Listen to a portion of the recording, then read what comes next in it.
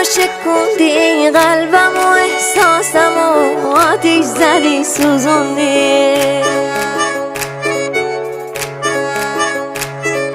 غمین و دل شکستم، عزیزمونه خستم، بعد تو مهربونم، دل به کسی نبستم.